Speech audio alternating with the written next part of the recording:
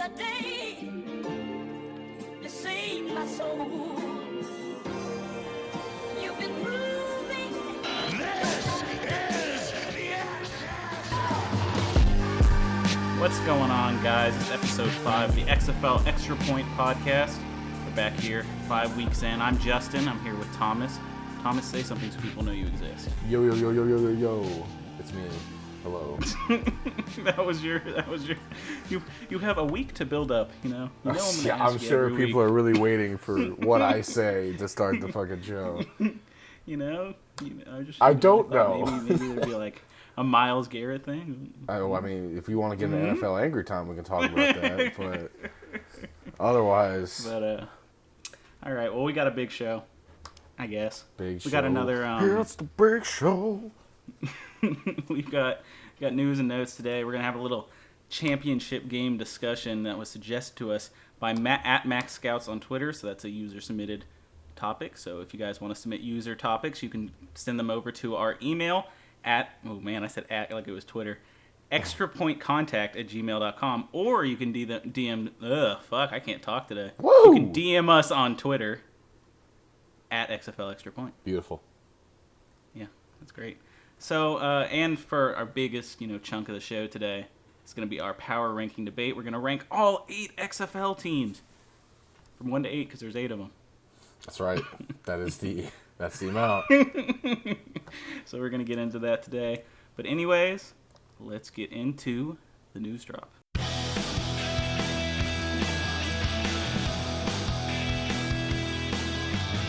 We'll do it live. Fuck it. Do it live. I'll write it and we'll do it live. So for today's first story, the league is having their training camp announcement on November 19th. So that was announced on November 19th in Houston. Oliver Luck, the CEO of the XFL and the commissioner, as well as the Roughnecks team president, and Janice Burke, the CEO of the Houston Sports Authority, will come to Houston and they'll announce what they're going to be doing for training camp, I guess. Not a lot of info about this yet. According to XFL News Hub and their sources, they said there could be some significant announcements made at this event beyond just the training camp details. So like mini camp details, maybe something else. They weren't too clear. But this is just, I think it's interesting that they're choosing Houston. I think what I took away from them doing this in Houston is that likely, I don't think this has been confirmed, but I think they might be holding like their league-wide training camps all in one location, and then they'll be doing their mini camps individually. That'd be cool. So I think it's all going to be done in Houston at TDECU. It's the Cougar Stadium. Yeah. So I think it's all. I guess they're going to hold like joint training camp, which is probably important if you're going to have these new rules. Kind of want to get everyone on the same page, and they'll be kind of showing. It's good to have a league presence there to, talk about the rules, talk about formations, say what the fuck is wrong, what you're doing, and get everyone on the same page rather than having to go to all these different locations. So that's what I assume is going to happen. Yeah, I mean, that all sounds right to me. I think the more streamlined you can make it for the teams and less spread out and less money that has to be spent to get people where they need to be, I think the better. Yeah, I just assume that what they're going to do is just get everyone on the same page, and they'll say, all right, now you guys can go to, wherever you're going to have your mini camps, where you're going to put in more of your team stuff. This is going to be more about learn the rules, learn what's acceptable, let's all get on the same page here so we can have a good game so that when we come together, it won't be too confusing for everyone during the actual season. Everyone needs to be on the same page, especially since it's the first season. Yeah. But I guess the only thing I didn't mention, so this is going to be taking place on November 19th at 11:15 Central Time. I don't know. I don't know if they'll be airing it. I guess they would be if they're going to tell us the time and everything. But regardless, you'll probably be able to figure out what happened via XFL News Hub or any of these XFL News websites. Or social us. media. Or us. You can wait. When's November 19th? Tuesday? So you're going to have to wait a whole Sunday for us to, you're going to wait till Monday for us to talk about it. Hey, but it'll be good as shit, you know what I mean? Or maybe if it's like big enough news, maybe that's an extra opportunity. Maybe, I don't know. Probably not. We'll make that call, but Yeah, we'll make that call. All right. So that's it for that story, I guess. I mean, it's just something to talk about, bring up, because I think it's important. That's soon, huh? It's in 2 days. Yeah, Damn. jeez. Or one day when this goes up, so I guess we'll know pretty soon what that announcement's all about. The next thing is a little bit more speculation, because the XFL team presidents and coaches met in Stamford this week. So on Thursday, team presidents, head coaches, PR, communications, all those people, they all converged in Connecticut to talk about the upcoming season. So there's no official release what was really discussed at that meeting. But according to XFL News Hub, a few things were discussed, such as the XFL rulebook, mini camp locations, uniforms and jerseys, and one thing that I thought was significant, a roster cut-down day on January 22nd, reportedly. So, I mean, that's interesting. That I guess that's like 3 weeks before the actual start of training camp. It's actually really not 3 weeks. Wow. Yeah, I mean, I guess they figure out who they like and who they don't. Right, and yeah, I guess they'll cut their roster down if they're not already kind of cut down by the NFL season. Yeah. Did they give them a number they have to be at? Like, are they still at 53? Or, I mean, I know 53 is regular season, so obviously wouldn't be 53. Well, I know that they're going to have 70 people on their roster before that January 22nd date. Okay. They'll That's probably the goal. they'll probably cut down to, well, that's speculation, so I'm not going to say anything, but Yeah. if I had to 53 guess, would make sense. it'd be if you're gonna around in that line. number. Yeah. Yeah. So, I mean, so they'd be cutting down a fair chunk of players. What is that, 27 players if they're going down from 70 to 53? Yep. So that's kind of a bummer, especially since a lot of these guys are looking for their chance. But that's kind of what we expected with those incentives and stuff. You know, that was the incentive. You can make the roster, you get more money. Yeah. So, and then one thing I wanted to point out is we can confirm that there was at least some version of the jerseys that were presented to the people at this meeting, because one Brian Stoll, who's the director of communications and media relations for the Battlehawks, tweeted, "League meetings were fantastic, treated to a sneak peek, and while admitted to being biased, XFL Battlehawk fans where we got the best uniforms in the league heading our way." So jerseys are done, at least in some form. That probably, I would think so, just because we're pretty close to kind of what's going on. I will have to say there's no shot that the Battlehawks have the best jerseys just because of their color scheme. I'm saying that right now. You don't think the Battlehawks have the best jerseys? Who do you No, think will? DC Defenders, baby. Oh, come on. These are red and white. It's gonna be so How plain. you can't fuck up red? Impossible to fuck up red. It always looks good. See, I thought the Battlehawks would have the coolest ones going into it. That was almost the reason I fanboyed them, because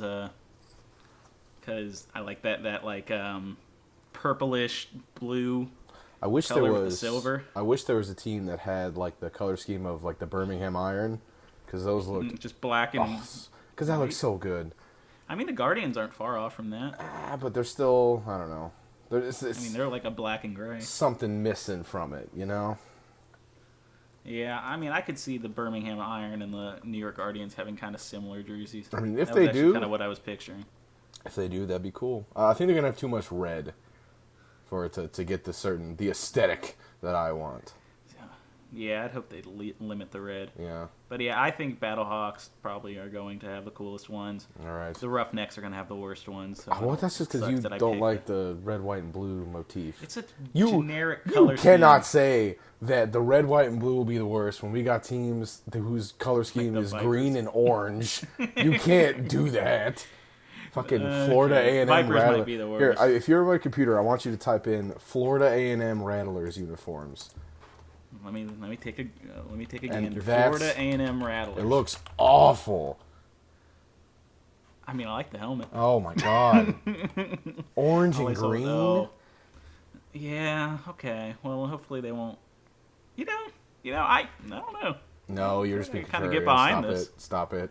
I feel like I can get behind Stop this it. uniform. Actually, that all Stop green. it. That's okay. Okay, I'll levy with you there. If it's all green with orange top, like helmet, that's not bad. You know whose jersey I think's gonna look like this? Actually, Who? the Seattle Dragons. Yeah, that's why I'm. That's kind of what I've pictured Seattle Dragons with, like the orange helmet and the green, all green. Yeah, as long as it's all green, that's fine. If you got like orange pants working in, I know that's Yeah, I'm a that'd Cleveland be Browns fan, so I should love orange pants. I don't. I hate them. I think they always look bad. Yeah, I don't know. Tampa Bay Vipers, oh, they're, yeah, see, when I said orange and green, I was thinking of the Dragons, but I said the Vipers. I still The think the Vipers Vipers. are like yellow and green. Yeah, they're just. I feel like full- yellow and green's worse than orange and green. I don't know. I mean, it depends on how like. It depends on how artsy they want to make it. Like if it's very basic, then like fine, but if they try to do like some graphic design stuff, then it might turn out really really bad. So Here's my thing with the Roughnecks jerseys and why they're going to be Mm-hmm. the worst is because it's like they're going to be like the Texans jerseys, Mm-hmm. except like not with years of like tweaking to make them look decent. I wish that the Houston Roughnecks had the Dallas Renegades color scheme, because then they could just straight up do the Oilers Oilers. jerseys.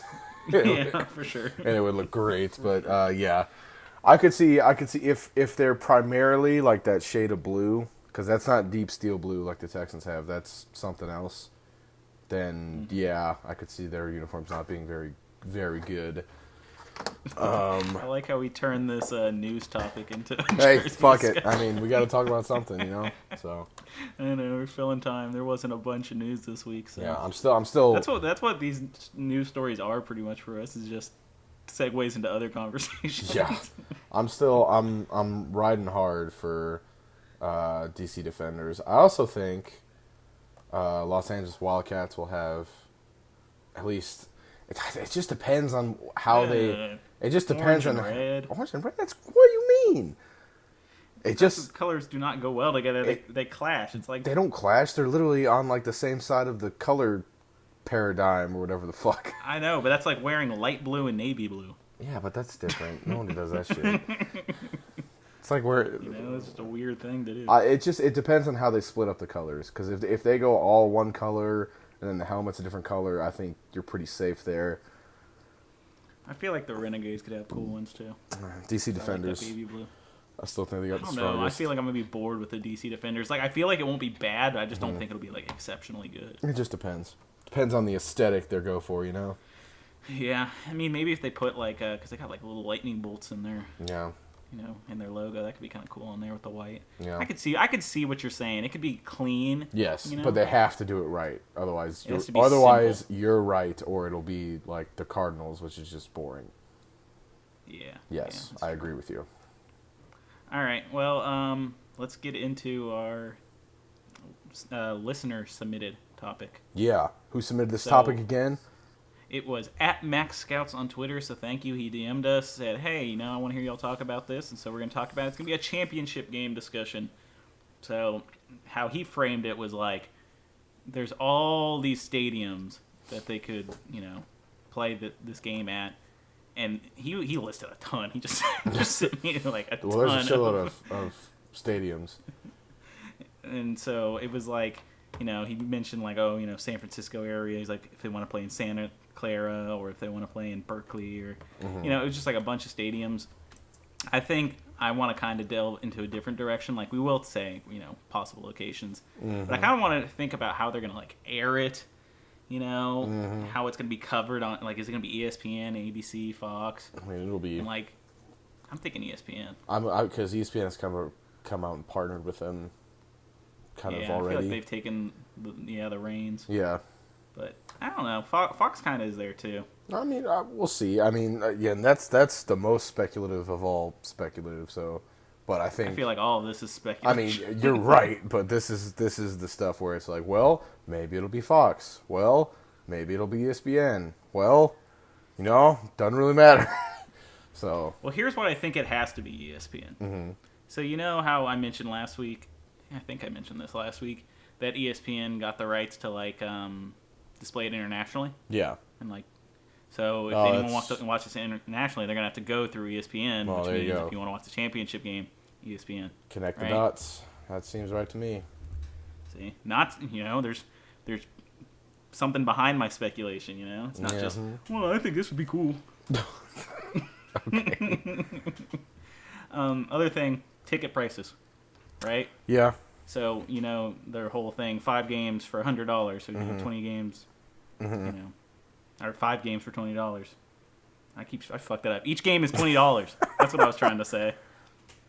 So you got to imagine the prices are going to go up for championship games, though they included within those season tickets that you got into the playoff games for that same price. So It depends also how successful the league is doing at this point, because if it's like, fuck, Nobody's That's true. coming to this bitch.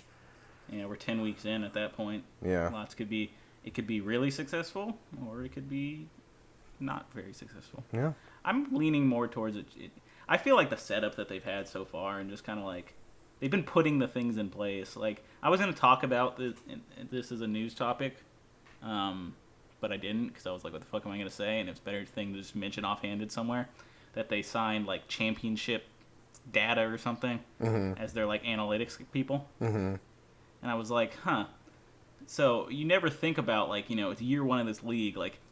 You never think about who the fuck keeps stats for these people. Yeah. like I never thought that they needed. I didn't even think about that they need to hire people to be like, hey, this guy got fucking 10 receptions today. Yeah.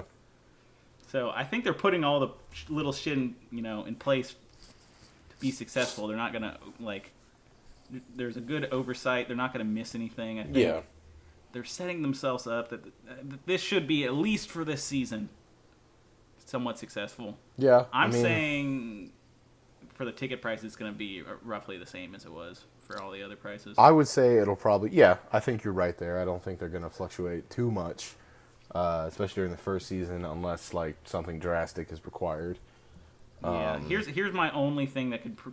So now this will kind of transition us into the biggest part of this topic, but depending where the game is played, that's going to affect the ticket prices, right? Yeah. If they play it at an NFL stadium, they decide that they're successful enough to go to like an NFL caliber stadium and think they could fill that stadium, they're going to charge more for those tickets. Mm-hmm. So, like some place like Las Vegas, or somewhere that's more like you're going to get the people who are there as tourists being like, oh fuck, well this is here too. Yeah. We're looking for something to do. Yeah. But also the diehards who are willing to travel and who can be like, well, I'm not traveling just for the game. I'm traveling because this area is cool. Too, Yeah, and this is just kind of here. Yeah. So, a place like I think a West Coast area is probably the best. Mm-hmm. Yeah, I agree with that. If you look at, and this doesn't have much to do with anything, but the former iteration of the XFL's championship game was played in LA in the Memorial Stadium, which is that the Coliseum? I think that's the Coliseum. Maybe I'm wrong. I don't know. Whatever. I don't know fucking college football. Well, that's not. Well, that's where that's like where the Rams play. Oh, Yeah. Los Angeles Memorial Coliseum. So I mean, the Rams play there, and the USC Trojans play there. Wow, the USC Trojans. I feel like I don't know shit about shit. And USC plays there. But yeah, so that's where it was played last time. I'd imagine they want it in LA just for it's LA. You know what I mean? But at the same time, I don't know. But that would be my best guess. So here's the thing. I'm gonna bring up some of what this guy had sent to me just because I think it's interesting. So he said, Oakland area because there's no stadium in SF except like Santa Clara. Mm-hmm. And then he later said, Berkeley could work for the SF area, like San Francisco area. Mm-hmm. And he said that because he's like San Francisco in the 2001 iteration, like killed it in the XFL, like that was their best. Yeah, they'd fill up the most seats in San Francisco. So he's like, that's a good place to go. He said Orlando as well because of the original XFL and the AF crushed it there. And then he threw some other ones in like San Diego and places that don't have football teams. But I think a bigger question too. Yeah, is a team going to play like? Should they just play this at one of the stadiums they already have, or should they go to a neutral site? I mean, are the Wildcats going to be playing in the Coliseum? Oh, that's a good question. You want me to look that up? Sure. Where are the LA Wildcats? Because, I mean, whatever. I mean, they're not really going to particularly care, I don't think, if it's a neutral site or not. So they are playing at Dignity Health Sports Park in Carson, California. Okay. Well, then there's no problem. Yeah. I would just say I almost wonder if it's smarter to play at a place that's actually one of these team stadiums because then you're guaranteed at least their fans will go. Yeah, I could see that, but also I don't know. I mean, if it's their big event, maybe they'll go all out and they'll have other stuff going on there too. Yeah. But and again, this really falls into how well the league's doing because if they're doing shitty, they have to do it at one of these team stadiums because then that's the only way you guarantee Yeah. showing up. Yeah. But if they're doing well enough that it's like mainstream attention, maybe you put it somewhere like L.A., Las Vegas. I could a see Las bigger Vegas. stadium, That'd be cool. and you really hype the fucking thing up. Mm-hmm. I mean, it just depends on cost of being there versus how much money they're making, blah, blah, blah. So. Right. All right, well, that was our championship debate. Thanks again to Max Scout for suggesting that topic. And now we're going to move into our biggest, part of the show. That's going to be our team power ranking debate. It's kind of similar to what we did a couple weeks, was that episode 2? We did 3 weeks ago for our Tier 1 quarterback debate, where we each kind of individually curated our opinions and ranked them. And then we're going to bring both those individual rankings together, give you a consensus ranking. That's the ranking for the show. It's going to be awful.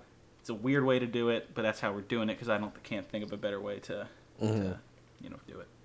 So, but yeah, we're going to go through the teams. I have them, I guess we're going to do Western Conference first, but I just kind of broke it up the way they were labeled out on Wikipedia. Yep. So, first team we're talking about is the Dallas Renegades. All right. I guess we'll say our ranks each, and then whoever has them higher goes first, but that won't matter on this one. It will not. My rank is number 1. That's You're right. my number 1 team. My rank is number 1 as You well. agree with me? Yes. So I think we're going to say a lot of the same shit probably. Mm-hmm. So let's get this first point out of the way, because this is the one we've been harping on the whole show. Obviously, the most important point for Dallas Renegades is that their running backs coach is named Bobby Blizzard. Oh, you're right. And I really think that was it. That was what I was going to say. I just wanted to nip that in the bud because I want to say Bobby Blizzard as many times as I can. Right. Bobby Blizzard. I think we need Bobby Blizzard. I think we need Bobby Blizzard as a head coach of the XFL. We need to push Bobby Blizzard for SummerSlam. Yeah, we're pushing Bobby Blizzard for SummerSlam. Do it in your Vince McMahon voice. Oh, God, I'm going to cough. Here we go. Oh, fuck. We're going to push Bobby Blizzard for SummerSlam. All right. Well, okay. So besides Bobby Blizzard, there's a lot of good things going for this team. Mm-hmm. I have, that they have a good coaching staff, including Bobby Blizzard. Blizzard. Bobby B. B. Blizzard. Former Oklahoma coach Bob Stoops and offensive coordinator Hal Mumme, who brings with him, Hal Mumme does, he brings with him the air raid scheme, which we see is very successful in college. And now they're trying to bring it into the NFL. Could be an interesting scheme that they run there, and I think that'll be an effective scheme. Thing with Bob Stoops, really, is that, he's probably the most likely to leave the XFL sooner rather than later, right? Yes. So my thought is that he has the most to gain from having a successful team here. Yep. Like, if he wants to get a job in the I'm about to say the CFL. What do you call it? CFB, college football? If he wants to have in the NCAA, if he wants an NCAA job or an NFL job, he needs to kill it here. He's going to have the most to gain from being successful. He should have the most reason to attempt to, craft a winning team. Mm-hmm. I agree with all that. I'm just leaving. I was like, is Thomas Well, going to add something? I thought you had more to say. No, I do. I agree with all that about Bob Stoops.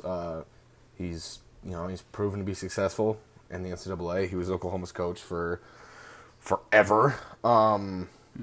Yeah. I also want to spotlight their defensive line coach, who is Jim Jeffcoat, who was a not quite defensive end, not quite outside linebacker for the Dallas Cowboys in the 80s and early 90s. But he was really good. I think that's just interesting that he's just a name that I recognized on their coaching staff that wasn't overshadowed by Bobby Blizzard. So, yeah, I think that's exciting. I look forward to how this D-line is going to perform, because they actually do have some names that I like personally. So, I'm interested in their defense. I wrote here that I like the athleticism they got at the in their secondary. So they got like really tall, athletic guys in their secondary. Skill. I don't know these players a ton, right? So I look at them, I can't say, oh, this guy's good. But so that remains to be seen how skilled they are. But just in terms of athletics, they're 40 times, they're how they perform at the combine, how they, physically, how large they are. They got these tall, athletic, big corners, and I think that can, help that secondary. And you know what we didn't mention with What? this team? That's really the reason they're number one. What? And it all ties into Bob Stoops. Is What? that their entire team is just like Oklahoma? Oh, it's a lot of Oklahoma guys. And, I mean, it starts with Landry Jones. Landry Jones was quite good in college. And that was under Bob Stoops, so... And then Jeff Bidet. We got to get that fucking straight. Dimitri Flowers, Frank Alexander. I love Dimitri Flowers. So that's just a lot of Oklahoma guys. Yep.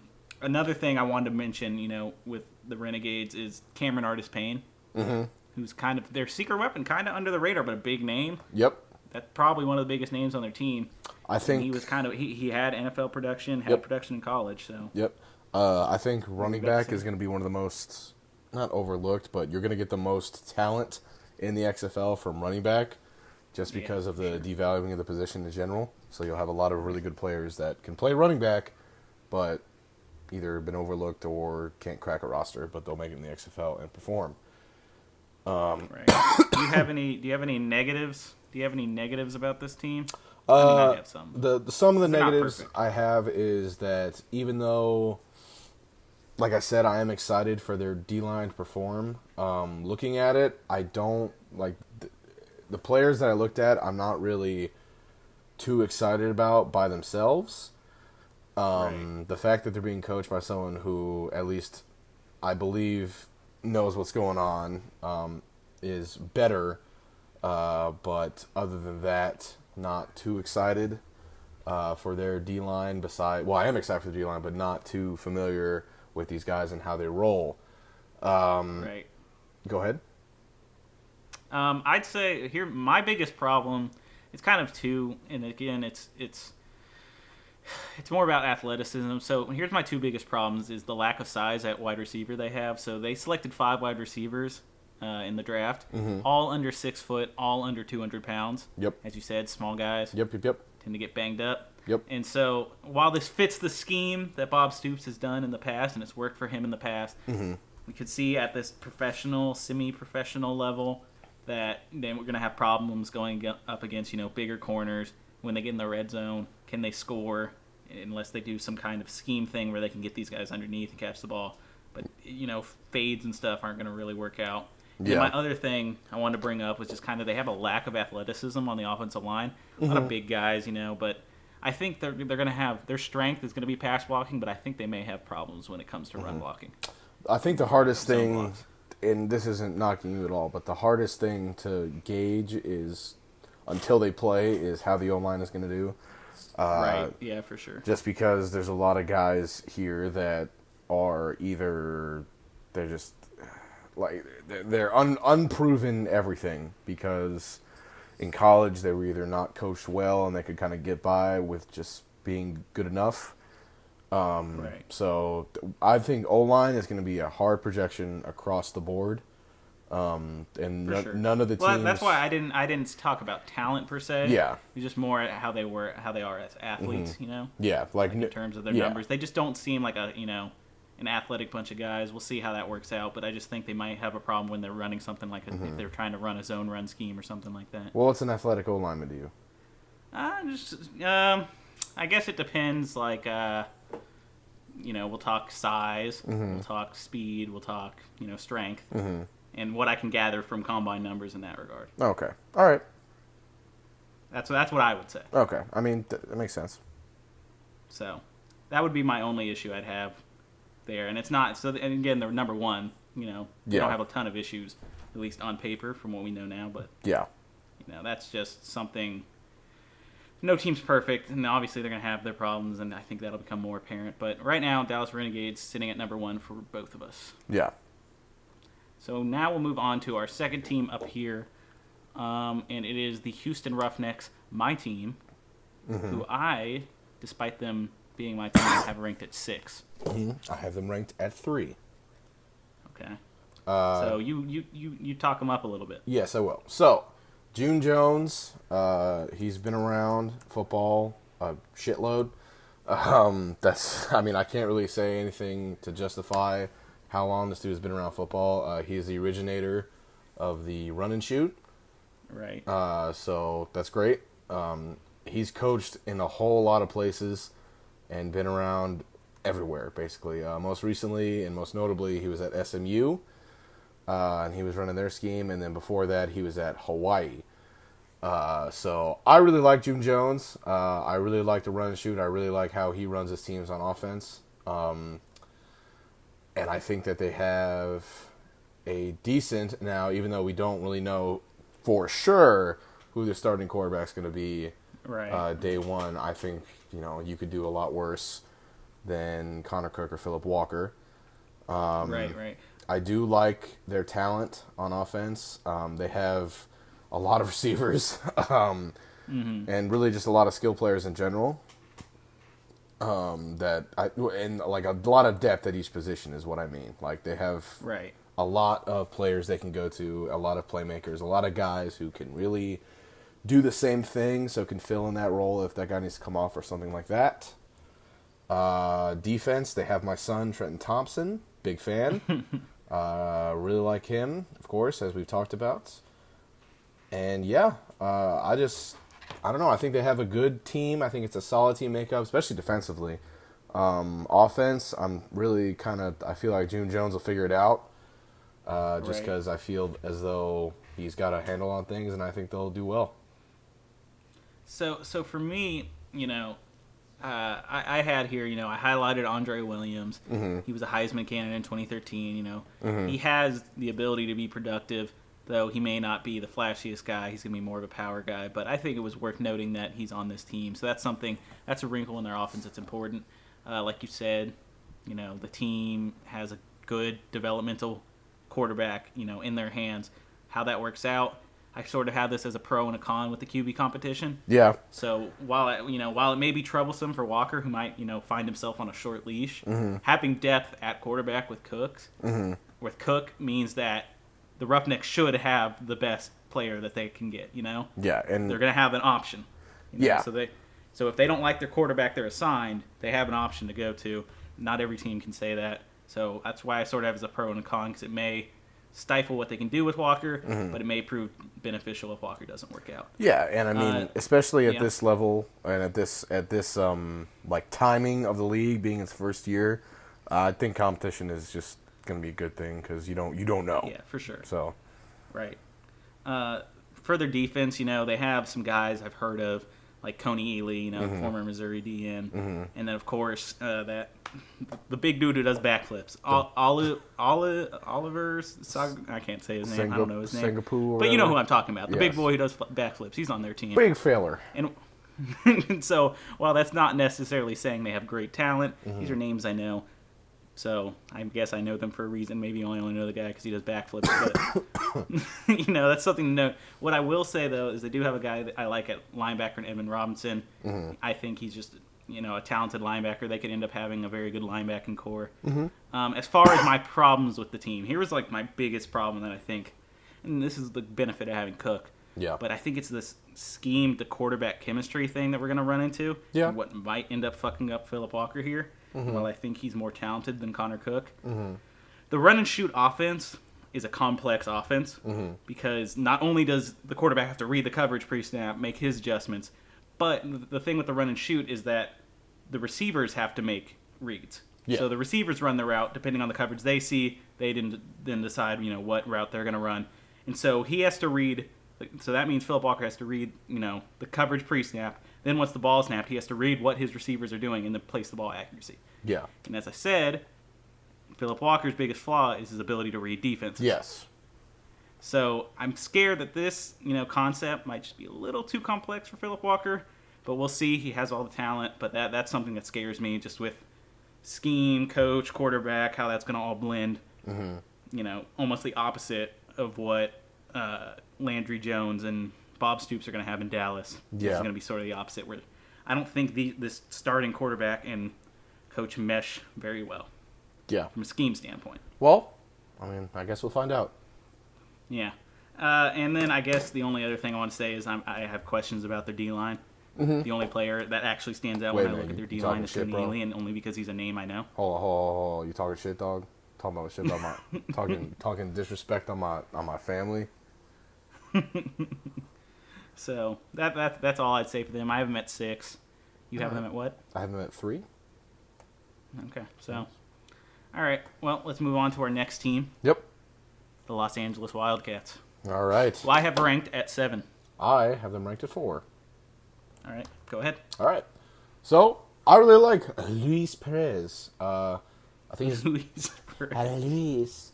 I think he's really good. I think he can win games for you. I think he's your guy.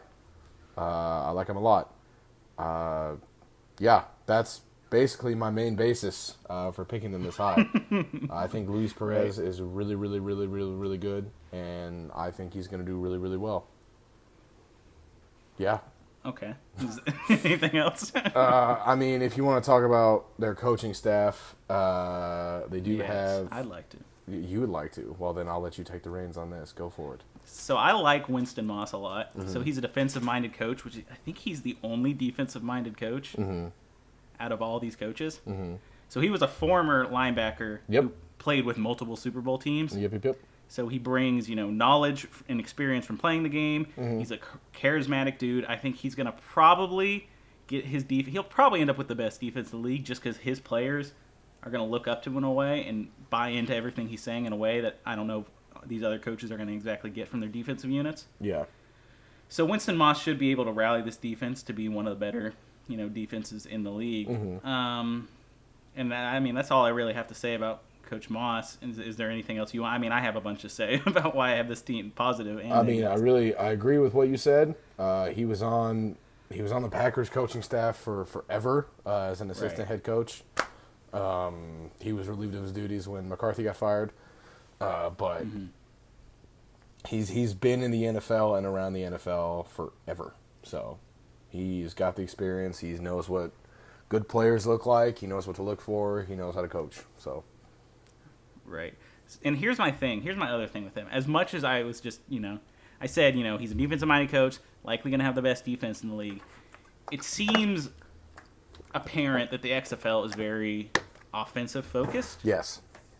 And so if their offensive coordinator, Norm Chow, if he cannot, carry this team as a play caller, as an offensive coach, we're going to see struggles because this is an offensive league, and I think things have been geared to making it easier for the offense to score. The game's so fast-paced. It's an offensive league, and if his offense isn't at least middle of the pack, Yeah. that can be a problem. So that's my other thing. It's pro and a con with Winston Moss. Other thing, why I have them ranked so low, as much as I like, their defense, on paper, I feel like their secondary is probably the weakest link of their defense, but I do think their front seven, should be able to help them out. I think they have a solid front seven. Other thing to note, no center on the Wildcats right now. Yes. That's interesting. While that's interesting, That's a huge problem. yes, and I mean I don't want to say they'll just have one of the guards move over because there's more to it than that. Yes, but as a former center myself, there's more to it. But they're probably just going to have one of the guards move over. So, but it's like that. Okay, so I think the center is one of the most important people when you're running the ball. Yes, you're correct. And so if you don't have a quality center who's making reads at the line, because the center makes reads, they're like the quarterback of the offensive line. They make adjustments for that offensive line as much as the quarterback does. And I think if you don't have a quality center who knows how to play the center position, your running game is going to suffer the most. You have to think as well. A lot of these guys to make it to this level have probably played every position on the line at one level or another. I'm not saying high school experience transfers because it doesn't, but I'm sure they'll be able to pick it up. Is all I'm saying. And whether they'll be very good or not is we'll have to see, but. Right. I'm sure that they'll figure out something that works. So I think they're going to have struggles running the ball a little bit. But I think they should have decent pass protection. I actually know some of these guys, like Storm Norton. I looked into him a little bit, and Nico Zaragoza, Ryan Pope. These are all good pass blockers when they were in college. Yep. And so I think they should have a good downfield passing attack. I'm just worried about them running the ball.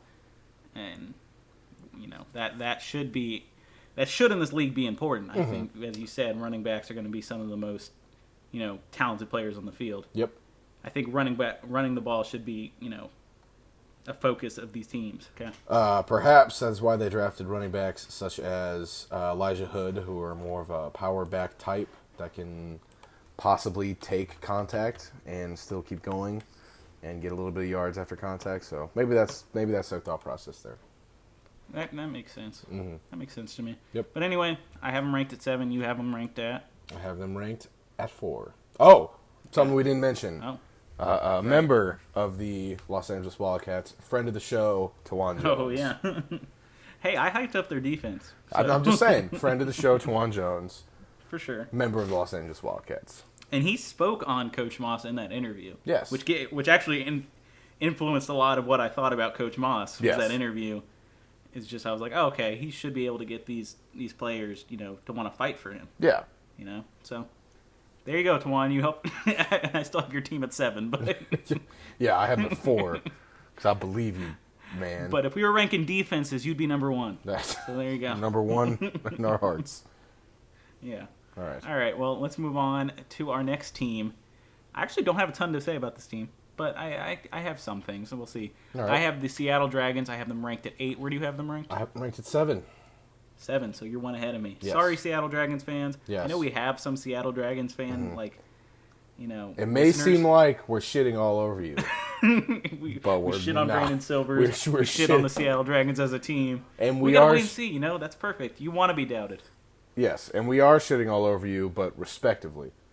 Yeah. Or respectfully. Someone has to be 8. Someone has to come in 7 and 8.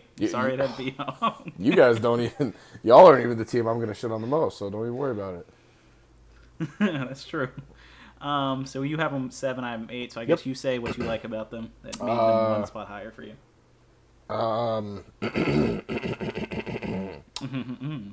It's not so much what I liked about them; it's what I disliked most about the team that's below them on my list. Right. They do have some players that I like Channing Stribling, who's defensive back in Michigan. Dante Booker is an LB out of Ohio State. And I did actually, in betwixt episodes here, look up some more Brandon Silver stuff. And he was okay in the AAF. He was fine. Yeah. So I think he'll be fine. Obviously, I would have liked to see more. But, I mean, I can't really control that if it's not out there. I don't know. I don't think really that when I look at them, I don't really see a team that's really ready to perform. But we'll see. Compared to the other teams, I don't think they're going to do very well. I think especially in this league, you're going to be as good as your quarterback is. And no offense to Brandon Silvers, but I just don't know that much about you. So maybe you'll be the best and I'll have to shut up. But at this point, I can't rank them any higher than near the bottom. Right. For me, the things I do like, because it's not like I'm only going to have negatives here with the Dragons. Like I didn't only have positive with the Renegades at 1. I like their running game. I think they have a pretty dynamic backfield. Texas A&M's Trey Williams, Houston's Kenneth Farrow. Should be able to have a good dynamic there. Should be able to run the ball, as I said. Fan of running the ball. I do think they probably have the best stadium in the league. Yeah. Which, as much as you think that doesn't matter. Oh, it does. It matters. They're going to have, those stadiums. CenturyLink is built to amplify noise. Yeah. And so having a loud-ass place to play when you're at home, it's going to help you win some home games. Yep. I think they're going to have one of the loudest stadiums in the league. I could see that. That should help them out. Yep. I wrote here that I do think they have a pretty balanced offensive line, and I think that's going to probably work out for them well. As far as things that I don't like, I don't want to say I don't like, right? But Jim Zorn is a question mark for me. Yeah. I mean, he brings the QB experience, but I feel like that hire was made a little bit because of his Seattle ties. Possibly. You want to bring in a fan favorite. Possibly. Was he the most talented, qualified option available? Probably not, No. but I know the fans are going to love him. I mean, but maybe he was. But I just, I assume there's guys with a lot of experience out there that they could have brought in. But, he's going to be a fan favorite. The fans are going to love him. If that gets his team to buy in, his offense to buy in, works out. Yep. I just think, there was probably better people schematically. He runs, I forgot to write down what scheme he runs, but I think it could work out, but overall I feel like he's one of the lesser coaches in this league in terms of experience, in terms of things like that. And then obviously, like you said, Brandon Silvers, we're not a huge fan, but I will not rule out the factor of having watched more tape like you did. Yeah. That he might just have that, that winner's intangible. Yeah. That might have been what gave him success in the AAF. Yeah. We see it at every level that there's people who aren't the most talented quarterbacks. They That just win. make it. Yeah.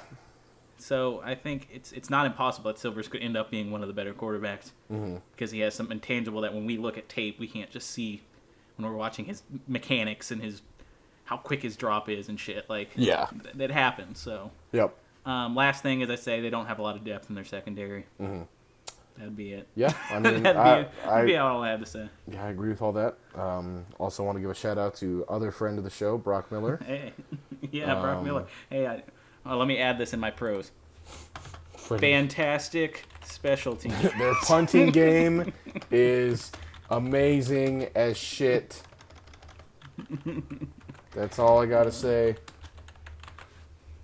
Hey, lefty punter. Lefty punter's weird, man. Yeah, you don't know how to catch that shit. I mean, that's just confusing. Yeah. But anyway, I have him at 8. Thomas, you have him at 7. That's correct. Again, prove us wrong, Seattle. We love you guys. Yes. We love all you. We love all the fans of these XFL teams. Yes. If we We're shit sorry on you, we're it's offending you. respectful. It is respectful. Someone had to come in 8. Like I said, someone had to come in 8. Yeah. I'm sorry. Not everyone can be, the favorite. You gotta have the run of the litter. That sounds worse. All right, let's move on. I'm sorry, Seattle. We're moving on. DC Defenders. All right. Yes, I have them ranked at 2. I have them ranked at 2. So we agree on this one. We know who our top 2 teams are. Yes. I guess I'll say some things in the pros, then you say some things. That sounds good to me. Quarterback, right? Cardale Jones. Big play waiting to happen. Absolute cannon. I'm sure we're going to get highlight plays every week from this dude. But, interesting thing to note, I think they have the 2 strongest arms in the XFL on their team. So if anything were to happen to Cardale Jones, Tyree Jackson is there to come in with that cannon. Yes. If they need a gunslinger, they need a big arm, they got one, whether Cardale Jones is playing well or not. Yes. They just need to toss that fucking thing down the field, they can do it. Yes.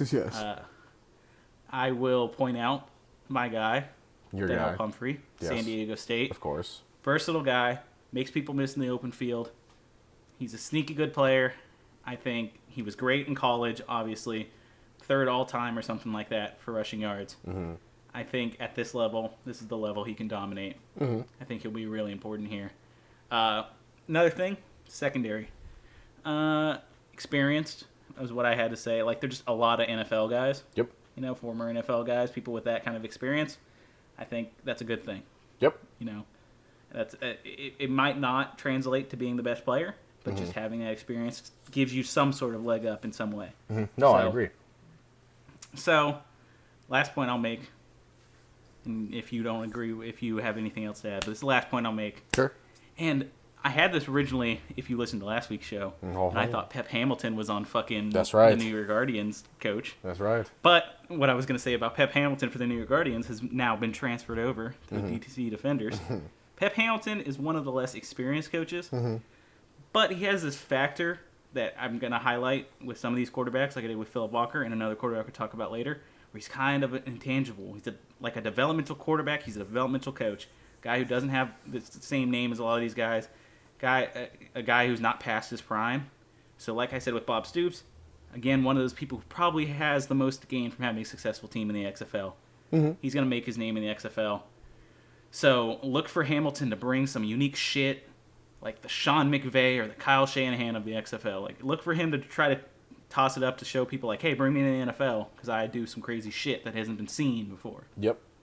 So that's why that was something I liked about Pep Hamilton. Building off that, Pep Hamilton is what I will refer to, or was what I will refer to as the new hotness.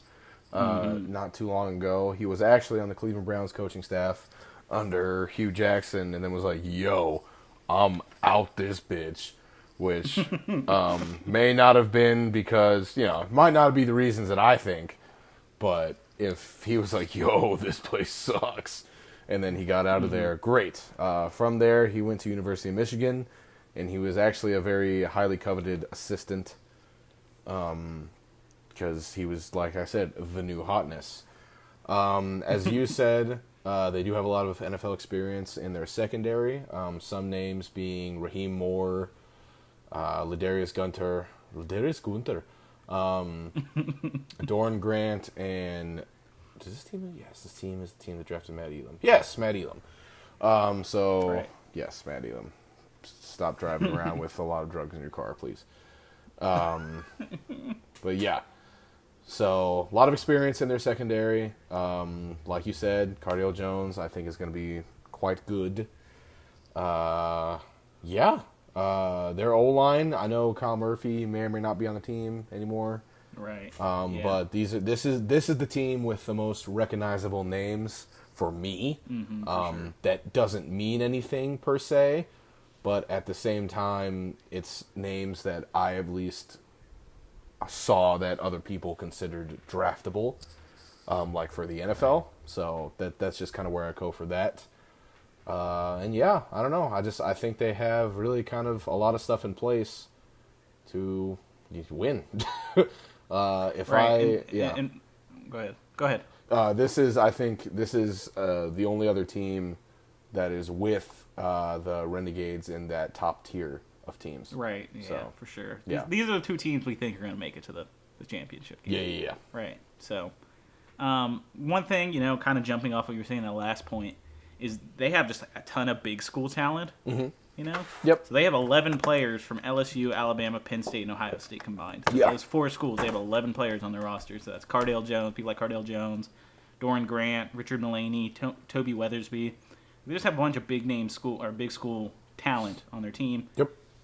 So again, not always, a sign that you're going to be a good, player, but it's a sign you're a good if athlete. you were good enough at some level to be recruited by these big schools, obviously you must have some talent, and it might have only been in high school, but you had talent to get recruited.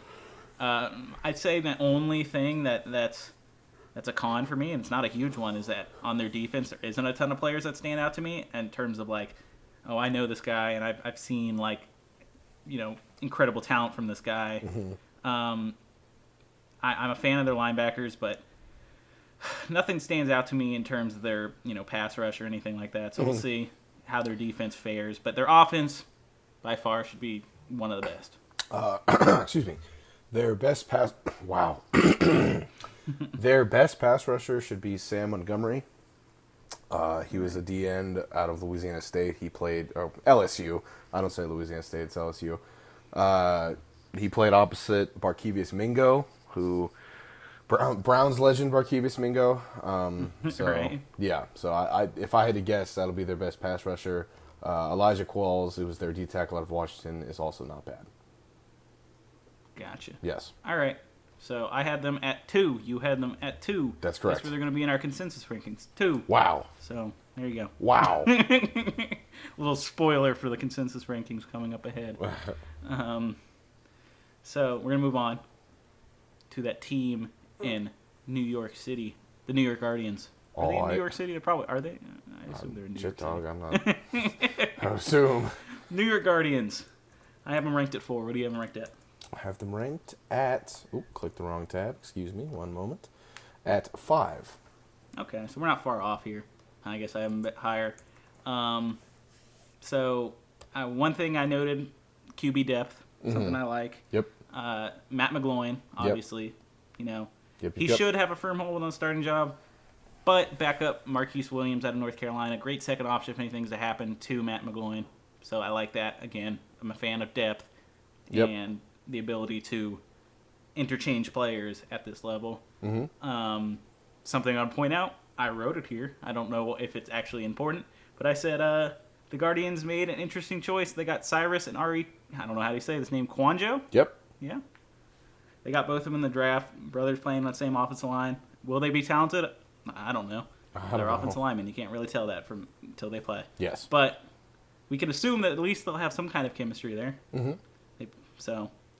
And last thing I want to mention as a positive for them, the Guardians selected a few like really productive college players. Yep. So like Nick DeLuca, who played in 4 national championships. Yep.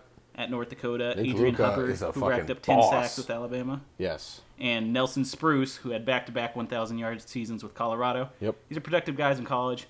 Will it translate? I think so. I mean, this is kind of the level that it would probably translate at best. So that's kind of one of the things. I just think they have good players. Not sure about their coaching quite this, I don't know how I feel about Kevin Gilbrand. Gilbrand?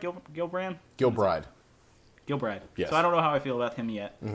I don't have preconceived notions about him, so I can't say anything about that. As far as why they're not higher up, I'm not blown away by their talent at running back. I like Justin Stockton. He's a guy you pointed out, and I kind of looked up. He's probably their best available option, but if I were them in the upcoming supplemental draft, I'd probably target a running back in there and see if you can get another talented guy just in case. And I don't think they have, a premier pass rusher at this point, but I think they should be good against the run. So we'll see. Yep. So Kevin Gilbride, what I knew him for as a child, not that I'm this old, but this is just what my dad would show me of, was when he was the offensive coordinator for the Houston Oilers and Buddy Ryan was the defensive coordinator. They got into a literal fist fight on the sideline. So my dad would always show me that. He'd be like, hell yeah. So Kevin Gilbride. But he's another one of those guys that's been around the NFL. He's been around the professional level for a long time. So he knows how to run a team, which is a more important skill than you think. Right. And I don't know. I think they'll do fine. But at the same time, as I said, with another team, you'll only be as good as your quarterback. And while Matt McGloin is fine, I think he's fine. I don't think he's really like a I don't know what the word I'm looking for is. You're not gonna, if you're relying on Matt McGloin to win you games, I don't know if he's the guy you want to do that. Right. I do like a lot of their skilled players. I do like D'Angelo Yancey for the purposes of this league. I don't like him. I don't like his type of receiver, which is run fast and I'm tall, usually. But for the purposes of this league, I think he'll do pretty well. Justin Stockton, which you talked about, I like Justin Stockton a lot. I think he'll do well. He was a really good player in the AAF. You mentioned Nick DeLuca. He was awesome. I really don't know how he didn't find somewhere to be in the NFL because he's really good. I think he'll do great. But yeah, I think they're going to be okay. I think they're going to be in the middle tier of teams. Yeah, that's really all I got to say about them. Cool. All right, so I have them at 4. You have them at? I have them at 5. 5. So close. Yes. We'll see how that I'm works sorry, out I have in them at our- 6. Excuse me. Oh, you have them at 6. Yes. That's a little bit different. Yes. All right, moving on to Thomas's team, right? This is your team. Battlehawks? The St. Louis Battlehawks. Yeah. I have them ranked at 5. You have them ranked at? I have them ranked at 5. All right, we agree here. Sweet. Do you want, it's your team. Why don't you tell That's me my why team. you like them? Jordan Ta'amu. Like him a lot. Yeah. Think he's going to be okay. a playmaker. Christian Michael. I think he's just solid all around. I think at this league, I think that's what you need. They have good depth, too, with Matt Jones right behind Christian Michael, who is basically the same, not the same player, but he can do everything as well. Right. A lot of this rolls around me really liking Jordan Ta'amu. They do have some defensive talent that I recognize, like Kyrie Thornton, Corbin Kaufusi. I hope that's how you say his name. Will Hill, who's a very, very talented safety. Kenny Robinson, who's your boy. Trey Caldwell. And yeah, they just have talent, I think. It depends, of course, on a number of factors how well they will do. Charles James, who's a cornerback on their team, has the worst sports takes of all time on Twitter. But he is good at playing corner, and I think he'll be good at this level. So yeah. So I really like Jordan Ta'amu. I think he's going to do very, very well. And I think he's going to push this team to do better than people would think looking at the roster by itself. Right. And so I agree with pretty much, everything you have to say about them positively. I guess the only other thing I'd throw in as a positive would be, they're going to have, much in the same way that I like Seattle, they're going to have, a distinct advantage when playing at home with, fans that are going to be passionate about football because football left and they missed football. And they should have a pretty loud stadium in general. The only problems I see with this team, so their coach, Jonathan Hayes. Yep. He is probably like the biggest question mark. Yeah, he doesn't have a lot in terms of of coaching. He has no head coach experience, no coordinator experience. He's been a tight end coach for the Bengals and a tight end coach for Oklahoma. And other than that, that's it. He's been a tight end coach. Yeah. So and now he's instantly the head coach of the St. Louis Battlehawks. Yeah. What that means, I don't know. We'll see how that turns out. And again, that might prove to be something beneficial because guys like that who aren't past their prime, perhaps, are trying to get that first head coaching job at a higher level. This is where they can showcase their talents. Maybe they'll be trying harder.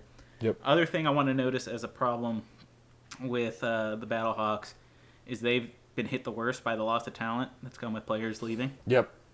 So, they have players like Wes Saxton and Ishmael Hyman. Is that Hyman, that's correct. Ishmael Hyman, who've already signed with NFL practice squads. And so these were guys that were picked in phase 1 of the draft, so not even the open phase. Like, these were key guys they brought in to be skill players for them that they'll be missing. So that's going to be a problem. These are probably key guys they're going to use in their offense. They also lost their starting center, their first overall pick. Not ideal. Of that offensive line phase. So that could, they're losing, we'll see. We saw other people leave, but they've been kind of lesser guys. And I hate to say lesser guys, but guys that they didn't draft as high. Not as high profile. Yes. Yeah. So this could hurt, and I'm scared what that might do to their team. But let's see. Supplemental draft coming around. I think it's like Friday. It's the 22nd. I think it's soon. So the supplemental draft is on Friday. Yep. So they may address it then, but they just gotta patch up any holes. All teams are gonna have 70 players. So we'll see what happens. Yep. So I have them at 5. You have them at 5. That's correct. We agree. Consensus rate. Actually, might not be 5. We'll see, because things, things change. So we'll see. Yep. Next up, and is this the last team we're talking about? It is. It's funny. This is probably gonna be the biggest debate. This is the last team we're talking about. The Tampa Bay Vipers. Yep. My rank for this team, 3. Your rank? 8. 8. Big discrepancy here. So let me talk them up. Go for it. Okay. So, you're not a fan of Mark Trestman. No. I'm not a huge fan of Mark Trestman. Yes. You're not a huge fan of Aaron Murray. I'm not a huge fan of Aaron Murray. But that's individually. Let's think about this from a schematic standpoint. Is Trestman's scheme, that OG West Coast offense, not like tailor-made for Aaron Murray? Like, You're right. If you wanted, any kind of, if Aaron Murray fits in any scheme, it's that OG West Coast offense that Mark Trestman runs. And so I just think, there's going to be, a schematic quarterback chemistry that's going to, help him as a player. If you need a field general, you need it in the West Coast offense. I believe that's going to work out for them. And they might end up actually having a very successful offense, a very efficient offense. Here's my thing with Mark Trestman, though. Yep. So I think a lot of us don't like him because of what we saw with him in the NFL. And it was a forgettable career in the NFL. But you have to think, he's kind of been a star in these alternative leagues, specifically the CFL. Sure. So in 2009, 2010, Trestman was able to lead the Montreal Owlets to back-to-back CFL championships. He won CFL Coach of the Year in 2010. And then he recently returned to the CFL, where he was able to take the worst team, the Toronto Argonauts, like they were done for. And he was able to take them to the playoffs. Now, then the next year, they're a shitty team. You have shitty talent. You can only do so much. He lost his job there. But, he has a proven track record of being in these, I don't want to say minor leagues, but minor leagues. I know. That's accurate. These these non-NFL leagues.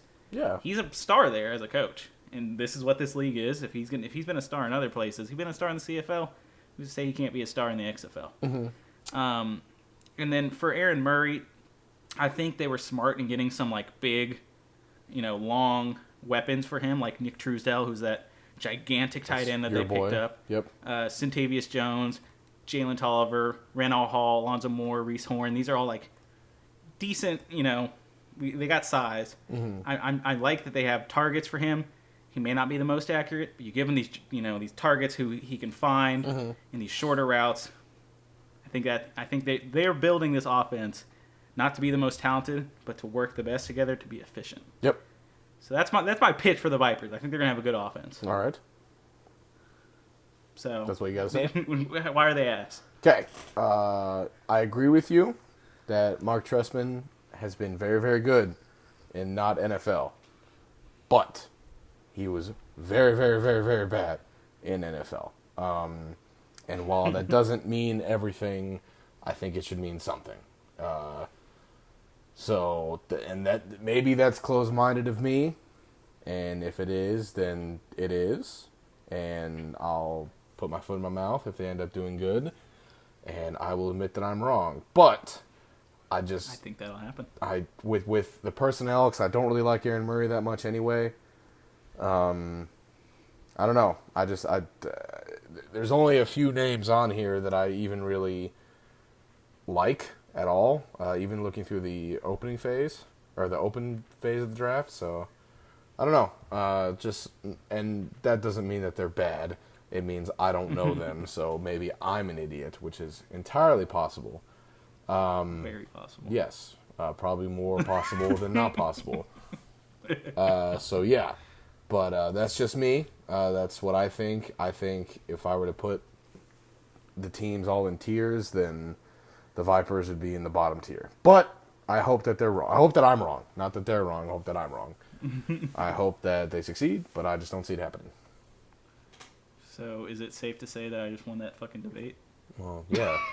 Well, I mean, I came with fucking facts. well, because you went first. I mean, I agree with your facts.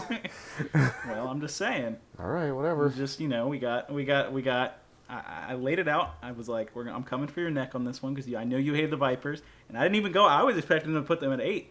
As I dug through it, as I was doing my little research, I was like, hold up. Maybe Thomas is a fucking idiot here. Oh, well, maybe. I mean, who knows? I let him sway me the wrong way. He made me think so terribly of Mark Trestman. Well, because Trestman was so bad when he was the Chicago Bears head coach. And maybe some of that can be attributed to Jay Cutler being like, well, I don't fucking care. Fair enough. But at the same time, I don't know. Hopefully I'm wrong. They do have some people on their team that I like Devion Smith, Quentin Flowers, Cole Wick. Scrolling through.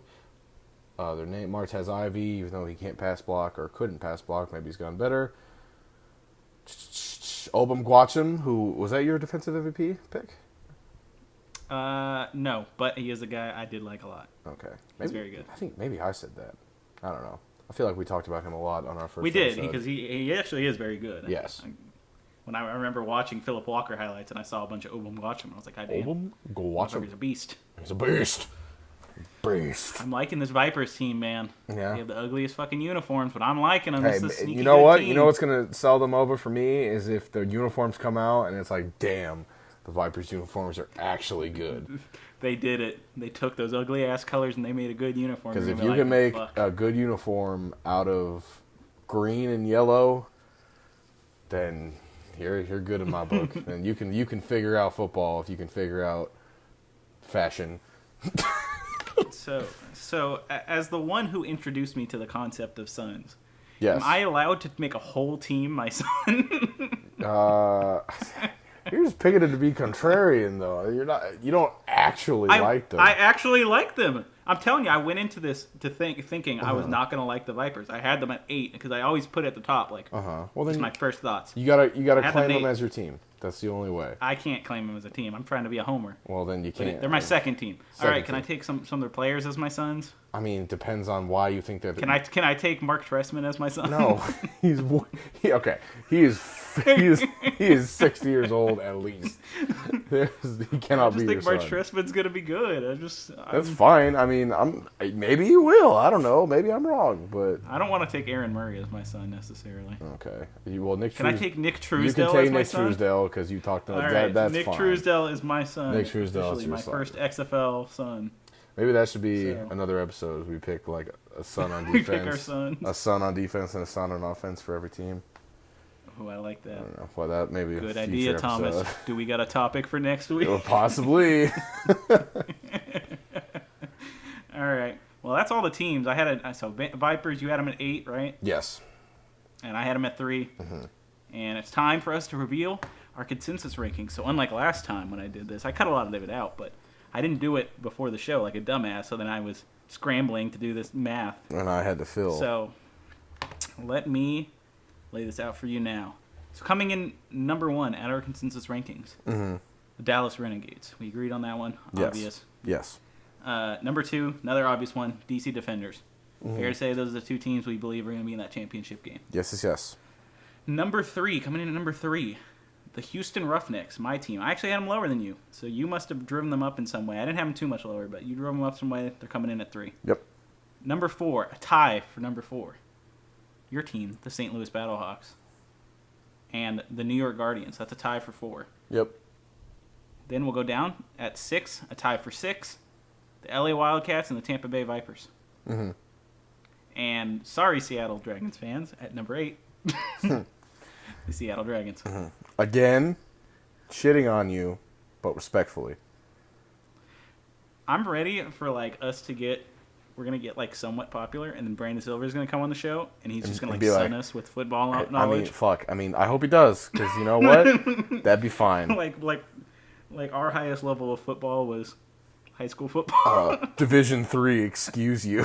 Oh, sorry, you got about a week 2 of weeks. Division 3 football. 2 You're right. weeks. You fucker. No, yeah, and that. Let's go ahead and just say we're fans. Yeah. I mean, if we're wrong about something, fucking tell us, because we want to learn. Yeah. And if it ever does come to the point where we're like, oh wow, Brand Silvers must be on the show, wow, and then he just gets on the show, he's like, all right, first of all, fuck y'all, and it's Fuck like, you. oh shit, then we know we're gonna Brandon take Silver. it. That's when Brandon Silver is nice. We're gonna take it. Like respectful. Yeah, respectful. And we're going to take it, and then we're probably still going to post the episode and be like, look how stupid we are, because we're so stupid. We never came on the show claiming to be experts. Yes. Let's be real. So, We like football. We've been watching it for a long time. That's about as far as our expertise goes. yes. You know, Yes. we could say dumb shit. Sometimes we don't know about players. We look at people and like, I don't fucking know, and then they're great. So Hey, fuck. I mean, maybe by the end of the fucking season, the rankings will be in complete reverse. Who knows? they could be. They So. could be. And here's the thing, like, this is an opinion show, Yes. and these are all opinions. None of this is fact. If you think our opinion's dumb, that's okay. That's 'Cause okay. I think your opinion's dumb too. Hey, tell us our opinions, dumb. That's fine. We want to read... We could fucking read comments about how dumb we are. I'd be down for that. We actually haven't gotten too many of those yet. We've But I gotten think some. this might be the episode. You know, I think so too. Yeah, you know, if I had to This put my might money be on it. it, I would say that, yeah, this will probably be the episode where we get called idiots and stupid idiots. And that's fine. Right. Send your hate comments Well- to us and we'll read them in a Vince McMahon voice. Yeah, there you go. So comment, even if it's angry. I'll press his good Or, voice. if you have a voice request, as long as it's not racist, maybe we'll read it in that one. Yeah, as long as it's Yes. not offensive. We're not trying to be In some racist terrible here. way. Okay. All right. Well, that's our show. Fuck, we Yeah, got nothing well. else to talk about. That was a good one. How About long an is it? hour. Where are we at? Oh, damn, Hour and bitch. 15 That's a roundabout? lot of content. Hell yeah. I was scared going into this. It always takes longer than it thinks. All right. Yeah, Anyways, so, if there you you go, want guys. to send That's us a the show. question, send us a DM at XFL Extra Point, or our email, which is what Justin's about to tell you. extrapointcontact@gmail.com. Make sure you guys go into anywhere you get these podcasts. Let's say Apple Podcasts. Scroll all the way down. You'll see some little stars. Hit Yeah. 5 of them, hoes. Smash 5 that like stars. button. Leave us a smash that like button. Leave us a good review. Be like, hey, these guys are idiots, but they're kind of funny. Or like, hey, these guys aren't funny, but they kind of know what they're talking about. I don't know. Whatever you Or- think, just write it. Give us a 1-star review and tell us. Yeah, like, look we're at these dumb. two idiots I don't know, bumble just through these give rankings, some and feedback. be like, oh fuck, all right. Look at Thomas hate a team just because they have a coach he doesn't like. Okay, whatever. Oh man, what was I about to say? I'm lost now in the Well, sauce. we were closing out. So, do we have anything planned for next week, or not at this current moment? Nothing planned yet. We'll see what happens, but there's gonna be a show. There always is. There always will be a show, even if it's 5 minutes of "Hey, cool, all right," then we'll do it. Yeah, we'll do it. But anyway, make sure you guys leave a comment if you're on YouTube, subscribe if you're on YouTube, rate and review if you're on any of the podcast things. It really supports the show. Keep sharing, keep doing all that stuff. We love y'all. Thanks for keep listening, and we'll see you guys next week. Yeah. Bye-bye. Bye-bye.